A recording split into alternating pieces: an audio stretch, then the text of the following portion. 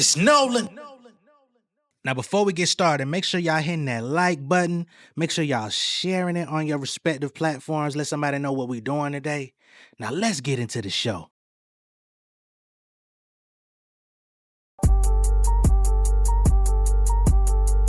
Hey, tired of being Mr. Nice Guy to these fuck niggas. Got nothing to discuss with them unless it's about business. I replenish when they all diminish. Started caking, I ain't near finished. Can't kill him, I been too kind. When the money pile, I need y'all to witness. Pull up on them like calisthenics with the jewels on me. Met your chick, she amused for me. Sent music to amuse. I was not enthused when they put the blues on me.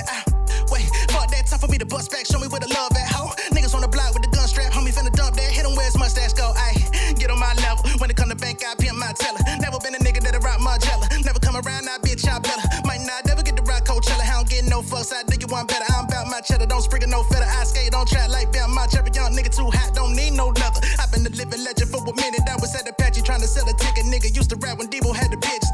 I've been learning about the boss and treat it like an auction. Labels gotta bid it. I ain't never been with Stallion. I can make a call and get the money printed. Bitch, I do not play when it come to this rapping. Studied the game when I lived in the attic. All of that struggle just made me a savage. Singing my praise on my edge, been jagged. Hating that nigga ain't fit in my jacket. I give you that shit, y'all nigga be tagging. Y'all bite my style straight trash. Y'all make it took 21 days, may stun my habit. I'm gone.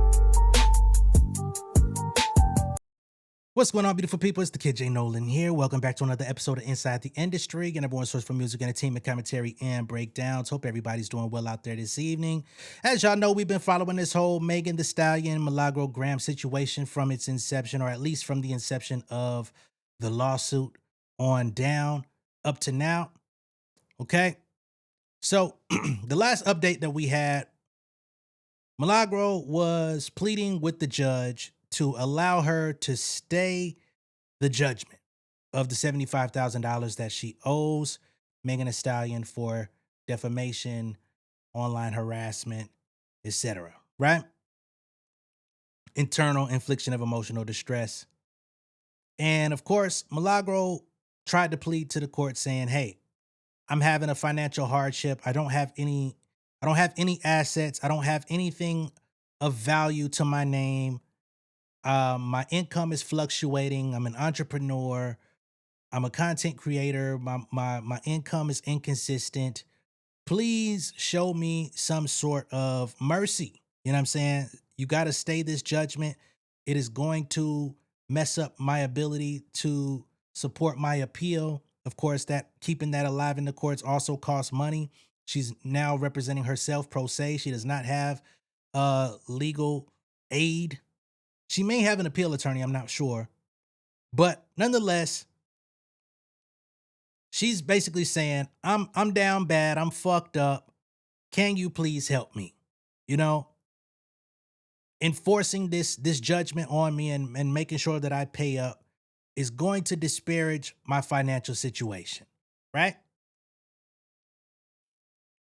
She initially asked for it. Megan Thee Stallion put a motion in saying, hey, this needs to be declined. And there needs to be, if you do allow her to put it on stay, on hold, basically, then we're going to need to enforce a supersedeas bond to make sure that regardless of what happens, I still get my bread, right? Milagro came back, filed her response to Megan Thee Stallion's filing.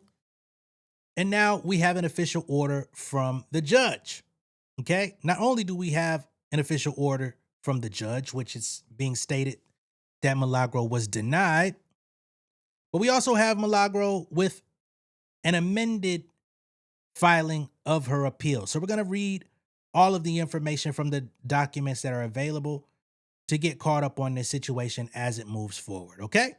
Cool. First, let's get to the order from the judge. All right. So here we have a 7-page document from Judge, I believe this is Altanega, ain't it? We'll see. Megan Pete, plaintiff v. Milagro Elizabeth Cooper. This cause comes before the court on pro se defendant. Of course, pro se means you're representing yourself. Milagro Elizabeth Cooper's motion to stay enforcement of amended final judgment pending appeal, filed on June 2nd, 2026. Defendant seeks a stay of plaintiff's enforcement of the amended final judgment pending an appeal and waiver or modification of her supersedeas bond requirement.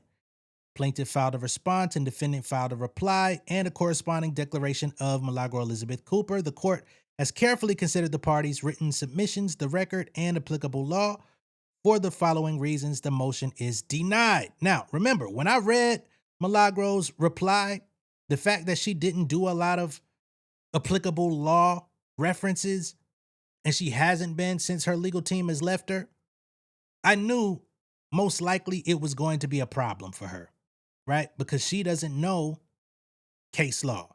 She doesn't know the history of other relevant cases in the courtroom. She doesn't have those logs, right? A lot of times law firms, they have different folks that go do that research and then they bring it to the head of the case, you know what I'm saying? So she's fucked. Anyway,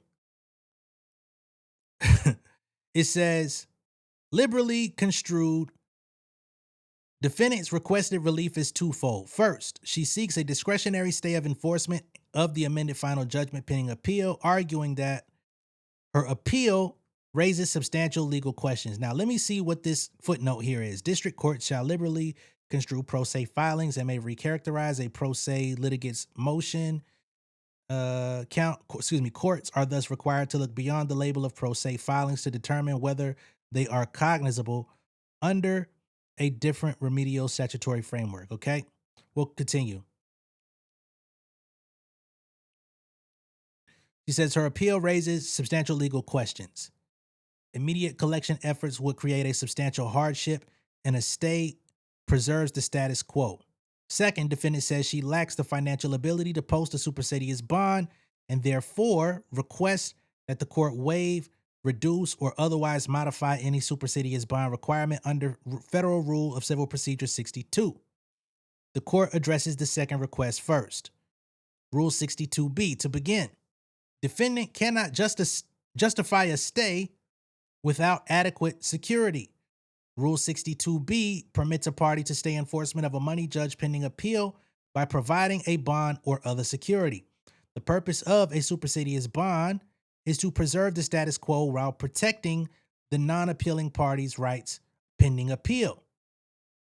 Full security is ordinarily required, and any departure from that requirement must be justified by the judgment debtor, who bears the burden to objectively demonstrate why lesser security is warranted. Poplar Grove 600. Even then, any reduced bond, waiver, or substitute security must furnish equal protection to the judgment creditor. In determining whether to waive a supersedious bond requirement, courts consider, among other things, the complexity of the collection process, the degree of confidence the court has in the availability of funds, whether the defendant's ability to pay is so plain that the cost of a bond would be a waste of money, and whether the defendant is in such a precarious financial situation that the requirement to post a bond would place other creditors of the defendant in an unsecured position. These considerations do not favor defendant. At the outset, defendant's reasons for seeking lesser security are conclusory and unsupported.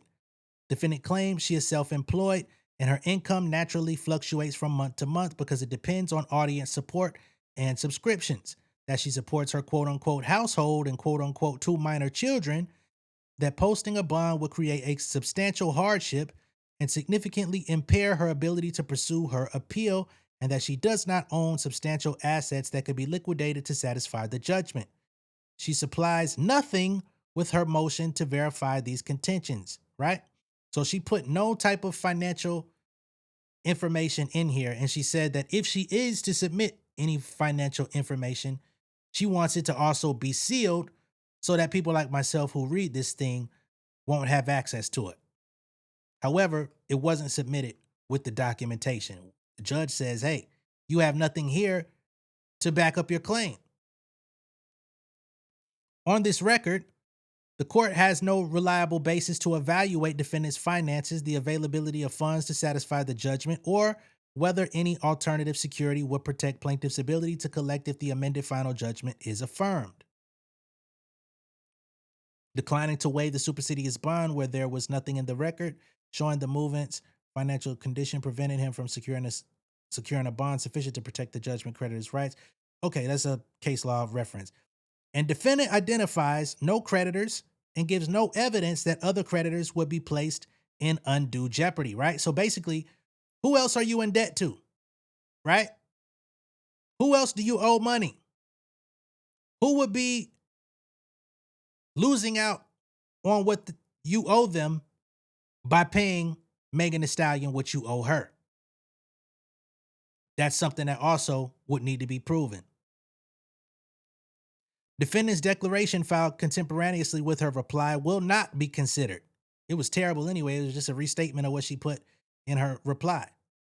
They say here, a reply memorandum may not raise new arguments or evidence, particularly where the evidence was available when the underlying motion was filed and the movement was aware or should have been aware of the necessity of the evidence. Defendant's declaration merely repeats assertions regarding the limited financial circumstances she attempted and failed to establish in her motion. Damn. Referencing self-employment in content creation, household and child care responsibilities, lack of substantial real property or liquid assets, and severe financial hardship as reasons, she cannot post a full supersedeas bond. Further, the declaration adds no meaningful detail to the bare bones financial assertions defendant makes in her motion. In any event, defendant gives the court no assurance that the judgment will be protected during a stay. Rather, her asserted lack of assets and inability to post a full bond confirm the very risk that the bond requirement exists to prevent. Right? So the whole point is to say, hey, if you fucked up, then you will have to receive this bond. This bond is binding you to make sure that the judgment gets paid off. Right? We don't need any hiccups in this situation. You're going to have to do something. Requiring a pro se judgment debtor to post a supersedeas bond where her statements that she was unemployed, representing herself, and currently received food assistance and simply did not have resources to pay showed she would have difficulty maintaining solvency through appeal and therefore defeated her contention that her case was the rare instance where a bond was unnecessary, alterations added, quotation marks, blah, blah, blah. A prospective inability to pay a judgment must defeat the request for a stay without a bond. Although defendant requests a reduced bond, periodic payments reporting requirements, or other conditions, reply 6, she offers no concrete proposal or payment schedule that would sufficiently protect plaintiff. Okay? So here it says true local rule 7.1c does not prohibit the submission of rebuttal affidavits and declarations in support of a reply memorandum, but because defendant could have submitted this evidence with her initial motion, it is not proper rebuttal evidence to be considered now. So she's doing all of this filing of her paperwork fucked up. It's not correct. For these reasons, defendant is not entitled to a waiver or modification of the supersedeas bond requirement. Discretionary stay. Moving on. Defendant has not shown entitlement to a discretionary stay pending appeal. A movement seeking a discretionary stay must satisfy the traditional 4-factor test. 1, the movement has a substantial likelihood of success on the merits. 2, the movement will suffer irreparable injury unless the stay issues. 3, the stay will not substantially harm the other litigant. And 4, if issued, the stay would not be adverse to the public interest. The 11th Circuit treats such relief as an extraordinary remedy and requires the movement to establish each prerequisite. Defendant fails to show any likelihood of golly. Oh man, defendant fails to show any likelihood of success on the merits of her appeal. She merely argues that her appeal concerns significant issues regarding post-trial rulings, the reinstatement of the defamation verdict, and other issues, without explaining why those matters are likely to resolve in her favor. Again, defendant's attempt to expand on those arguments in her reply is not well taken. You're playing with the court's time. You're playing with the judge. You're wasting everyone's time. The docket does not reflect the defendant has filed a notice of appeal from the amended final judgment, the enforcement of which she seeks to stay. Plaintiff, however, has not raised this observation as a potential threshold issue. So, let's see here. Not well taken. Even if the court considered those arguments, defendant offers merely generalized disagreement with the jury's verdict and the court's post-trial rulings, which is not a showing that she is likely to succeed on appeal. Judge just said, ma'am, get the fuck out of here. I think you're going to fail. Next, even assuming defendant prevails on appeal, she has not shown irreparable injury from being deprived of funds now because monetary injuries to the party seeking a stay are not typically considered to be irreparable, where the party can quantifiably be made whole.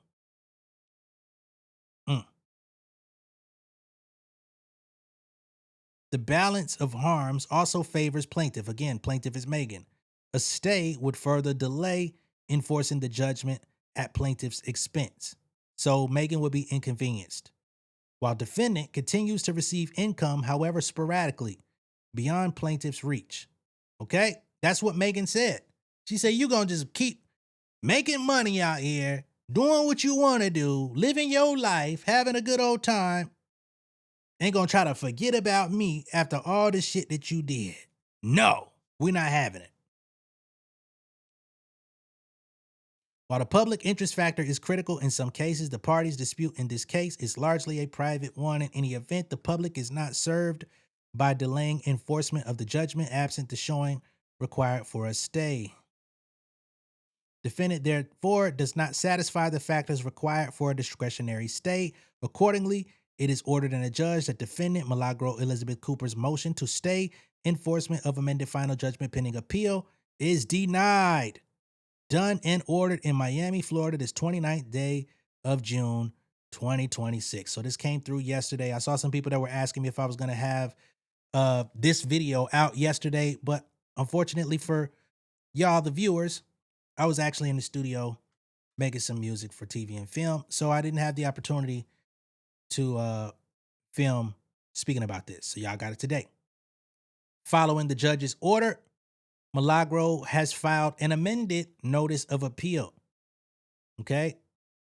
So here it says, notice is hereby given that defendant Milagro Elizabeth Cooper hereby amends her notice of appeal and appeals to the United States Court of Appeals for the 11th Circuit from the amended final judgment entered on May 29, 2026, which amended the court's December 2nd, 2025 final judgment and entered judgment in favor of plaintiff Megan P. on counts 1, 2, and 3 of her second amended complaint, awarding plaintiff a total of $75,000 in damages. I could have swore $75,000 wasn't shit to Milagro, but here we go with her fighting, kicking, and screaming all the way out. At least in the paperwork, on social media, she tries to act completely unbothered.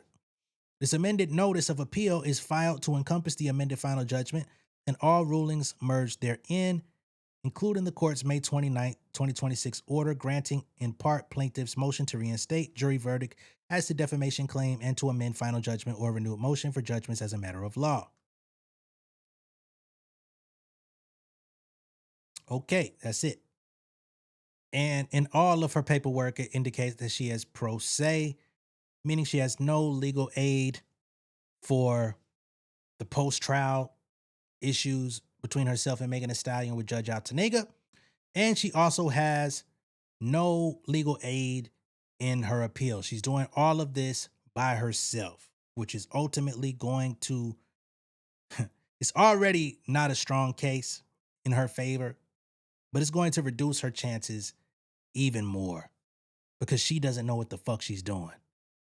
All that being stated, once Milagro found out that her motion was denied, she went on Station Head and basically was saying, hey, you know, Megan Thee Stallion gets to start the process of trying to do her collection efforts on the money. She's saying, I already told y'all I don't have the money. So either way it goes, basically, they're going to end up figuring out a payment plan for her to make payments to Megan Thee Stallion, right? But the whole thing is, yes, you requested a payment plan, but you asked for a hold. You say that you wanted a hold until you figured out what was going to happen with the appeal, right? And the appeal, who knows how long it's going to take, because the appeal judge has to go through the paperwork, go through all of the post-trial proceedings, go through everything and try to find any discrepancies that would fall in your favor, right? So who knows how long that would take. Megan filed to the judge, said, nah, fuck that. Judge came back and said, yep, I agree with you. Nah, fuck that. So whether or not there's going to be a payment plan, I don't think that's really anybody's argument in the paperwork. It's more so when you would have to start making those payments, which Megan wants immediately, right?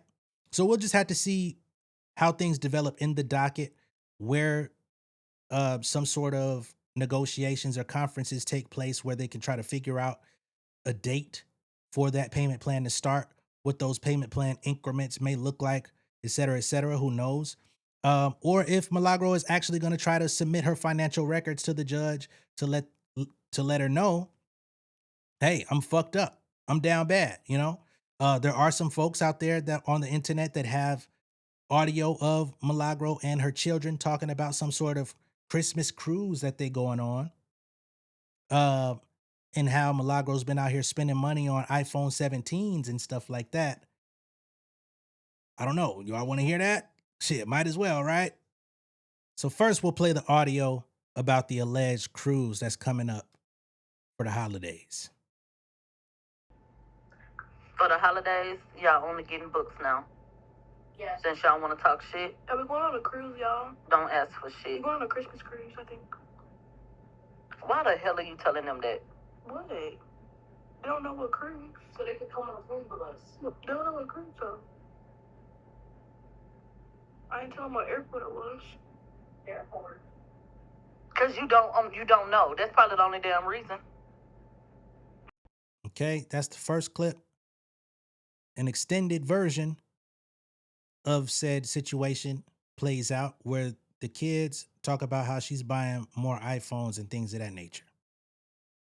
Can you bring back some Hell When they say we clowning, Oh, we're going to lunch, guys. no, the hell I promise you're not coming with me. are you sure? But you just ate, so why are you going to lunch? Yeah, you just ate. Why you going to lunch? Damn. Why? I think you're sweating your makeup off. Not your kids calling you gluttonous. You just ate. Why you going to lunch? It's crazy. And you putting this out on the internet for people to hear, because ain't nobody extract this from your phone or nothing. So don't try to act like people are violating your privacy. This was publicly released. I think so too. That's roast beef sandwich. Anyway, Them sandwiches got health hazards on it. I don't think no one can eat them. they eating up. Yeah. Mom, is that you? That don't look like you. I think we're false advertising. Take the phone over there. Oh, y'all, inside we don't use books anymore. We use computers. That's the goddamn problem. It's sad now. We use computers. It's very damn sad. So you know what? Go read the damn book now. We don't have none. You a damn lie. We don't got no. Yeah. Yeah. Why you don't have no books? She don't buy You know books. what? She buys iPhone 17 Pro Maxes. No, Mom. You up here hating like you didn't buy iPhone 17 when it first came out. You talking books. Why you buying record players and albums, but no books? Where's all them damn books I got y'all? What you do with them? The whole box of No, I didn't move a damn thing. No, Where's them books from Barnes and Nobles when I let y'all pick them damn Barnes books? and Noble. Whatever the hell, where's the book The thing? Heartstoppers? That whole series I got your damn ass. We have those. So why you act like you ain't got no damn books to read? Heartstopper isn't a book. It's about gay men. I didn't pick that shit. It's about gay men, but she wants us to read it. So I know. Oh, hell no. I don't want you to read a damn thing. Hell, enough for your damn ass. stop grabbing my hair. Whoa. Okay, so that is audio of Milagro and I think her two daughters. Again, I did not. I'm not internet sleuthing none of this shit, man. This stuff is available on Twitter. Audio recordings that she put out to the public. Why? I have no damn knowledge or answer. But basically, they're outing that she's spending money frivolously on cruises, iPhone Pro Max 17s, the day that they come out, record players, new music, all type of shit. But coming to the court saying that she's got nothing, right? Now, understand, I'm a reasonable person. I don't think that, Milagro should be completely destitute. You know what I'm saying? Like, she shouldn't have any way to make sure that her and her children have a home or necessities, food, clothing, shelter, things of that nature, or anything beyond that would help her children enjoy their lives. However, the problem that lies within this issue with Milagro is that you put yourself in this predicament. You had ample opportunity. You had multiple opportunities to remove yourself from the predicament. You had ample opportunities to just report, stick to the facts. You can impart your opinion. Everybody does it. But you decided to go with the most inflammatory opinions that you could possibly find along the way. You did the most inflammatory actions that you could possibly do along the way to antagonize the situation. And now that you're on the other side of it and you knew it would probably eventually end up right where it's at, you made no motions, no moves to protect yourself or to just say, hey man, I apologize. I'm sorry. Please, this is going to fuck me up. Show me some mercy. What do I need to do? You know what I'm saying? You ain't want to do that. And then you come on the internet and you try to play this big bad wolf, but then in the paperwork and in court, you try to play this docile creature who doesn't understand how you ended up in this situation. Those things don't even out. So, wishing you all the best in your payment plan, your cruise, and in your endeavors on brand new phones and things of that nature. Hopefully the music can be the great escape you need, okay? Let me know what y'all think of all this down below in the comments. Be sure to like and share this video. If this is your first time seeing me on YouTube, go ahead and subscribe to the channel, become an insider. I'll catch y'all on the next one, man. Peace.